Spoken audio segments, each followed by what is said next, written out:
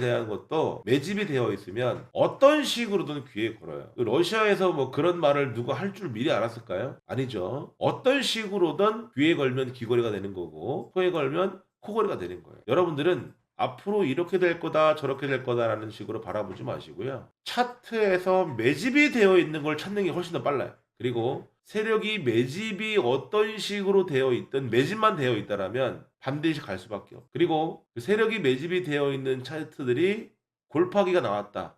그 골파기가 나오는 현상을 1차트와 주차트와 월차트로 모두 해석할 수 있어야 돼. 그걸 해석할 수 있으면 주식은 정말 정말 재밌다. 세력들도 주가를 끌어내리는 데는 반드시 한계라는 게 있어요. 세력은 주식을 끌어올리면서도 돈을 쓰고요.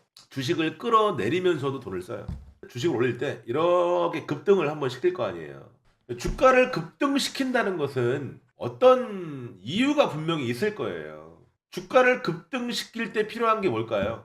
거래량이죠. 재료가 있이도 갈 수 있고요. 재료가 없이도 갈 수 있어요. 이거는 무조건 재료도 아니죠. 근데 이 재료가 연속적인 재료이냐 아니냐가 중요합니다.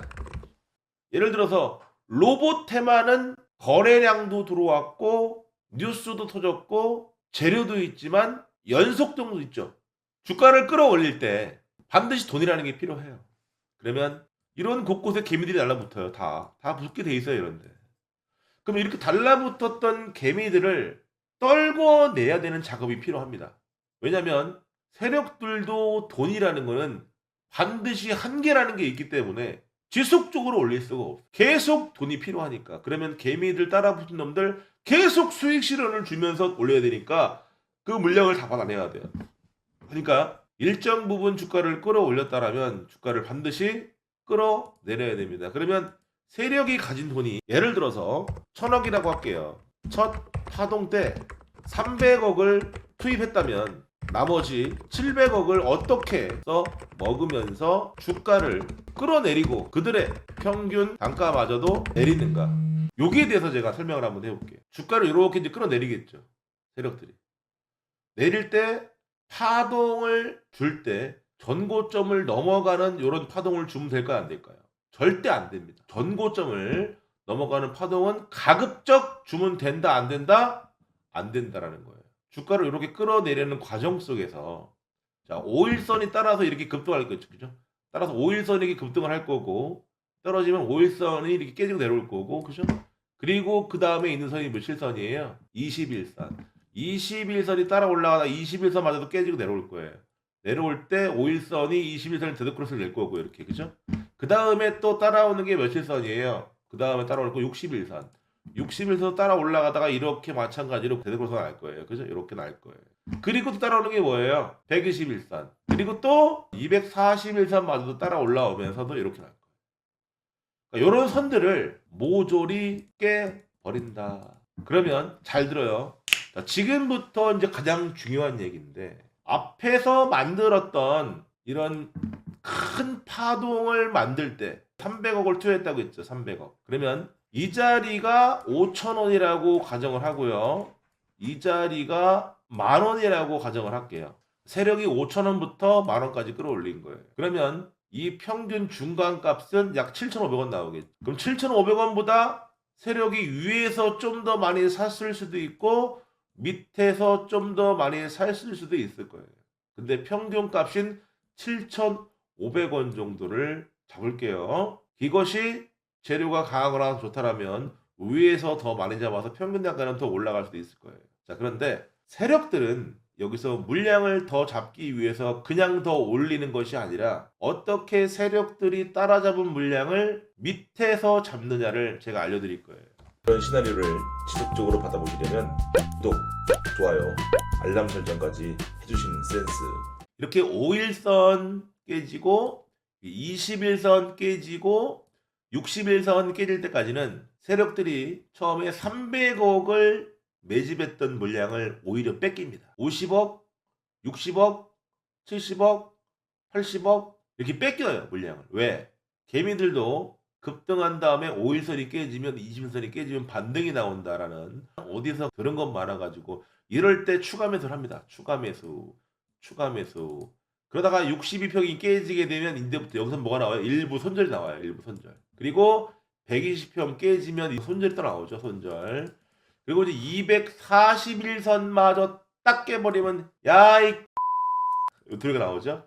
그리고 241선 깨고도 밑으로 한 번 더 쏟으면 어떤 새끼가 세력이 매집했다고 뻥쳤냐 그 새끼 사기꾼이다 이런 말이 나와요. 이제 자 이런 말이 나올 때 세력들은 그러면 어떻게 물량을 뺏어가느냐 이렇게 호가창이 있으면 여러분들은 호가창 이렇게 보시면 여기 매도 쪽에 10호가 그리고 매수하는 쪽에 10호가가 나와요. 이렇게 앞에서 큰 거래량을 만들고 62평과 120평마저도 깨고 내려오는 이 호가창에서는 어떤 비밀이 있느냐 99.9% 반드시 매수하는 호가창이 두꺼워요. 근데 우리가 배우기는 어떻게 배웠어? 매도하는 호가창이 두꺼워야 올라갈 수 있어요. 그러니까 매수하는 호가창이 두꺼우니까 어떻게 야 이 새끼 이거 내려가네 이거 안 좋아 안 좋아 안 좋아 이거 팔아야 돼 팔아야 돼. 근데 인위적으로 세력들은 A에서 B, C, D 여러 명의 세력들로 이루어져 있습니다. 우리가 봤을 때는 매도 10호가창, 매수 10호가창으로 되어 있지만 이들은 이미 이 호가창이 50호가창, 100호가창이 시뮬레이션이 짜 있어요. 그건 여러분들이 모를 뿐이에요. 그래서 주가가 급등을 하다가도 섰다가 쉬어가고 급등을 했다가도 섰다가 쉬어가고 올라가더라도 큰 중간중간에 물량이 있고 내려가더라도 큰 중간중간에 큰 물량들이 있는 이유가 그래서 그런 거예요.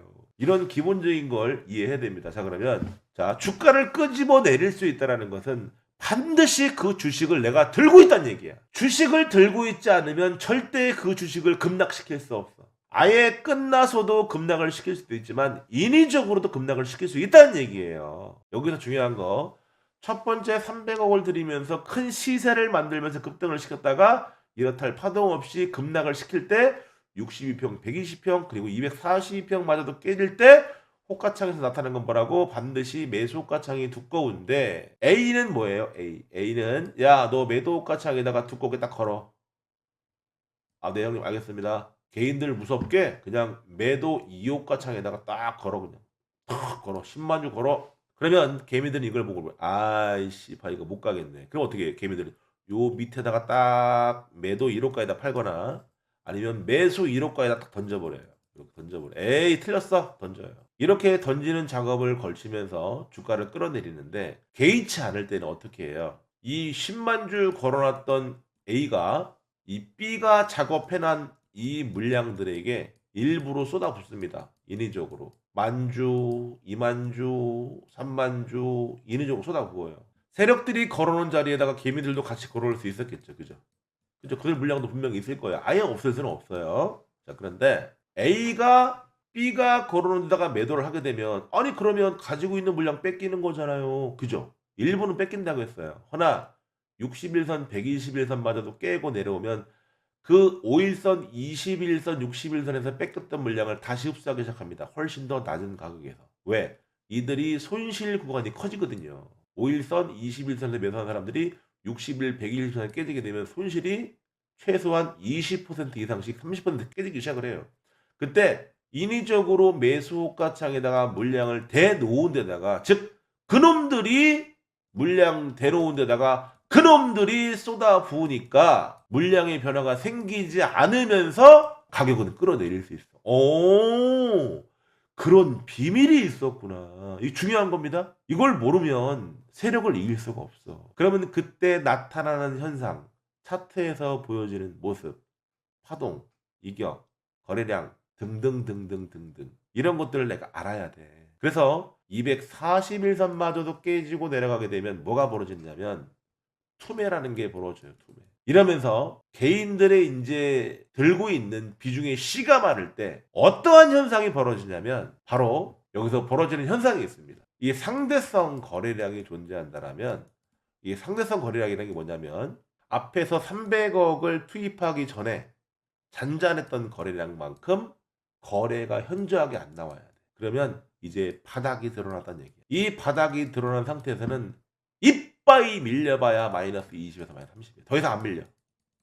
안 밀려. 만약에 30%가 넘어간다고 할 때라면 여기에서 외적인 변수가 나와. 어쨌든 이 세력이 이렇게 끌어내리면서 300억은 치고 올라갈 때 모으고 다시 300억 정도는 끌어내리면서 평균 단가마저 내리고 그들의 주식 수까지 늘리면서 주식을 끌어모은다. 그러면 1000억 중에서 600억을 모았으니까 400억 남았죠? 이 400억을 모두 끌어모읍니까? 아니에요. 이 400억은 그럼 언제 써먹느냐? 여기서 100억 정도는 더 모을 수 있겠지만 이 세력들은요. 최대 주주가 가지고 있는 주식수와 유통되고 있는 주식수를 정확하게 파악합니다. 이것이 파악되지 않으면 자기네들 마음대로 주문을 수 없기 때문에 그래요. 그래서 내가 가지고 있는 주식과 최대 주주가 가지고 있는 주식을 정확하게 파악하기 때문에 시장에 유통되고 있는 주식을 내가 얼마만큼 끌어모았다는 걸 정확하게 파악할 수 있어. 그래서 시장에서 주식이 씨가 마르면 거래가 아예 없는 거야.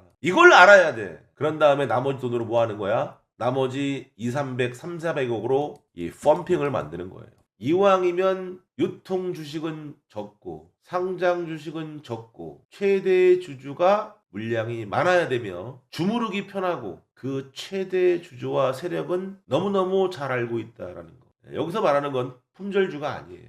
제 영상이 도움이셨다면 구독, 좋아요 누르시고 다른 종목의 시나리오를 매번 실시간으로 받아보시려면 알람 설정을 꼭 하셔야 된다는 거 잊지 마시기 바랍니다. 감사합니다.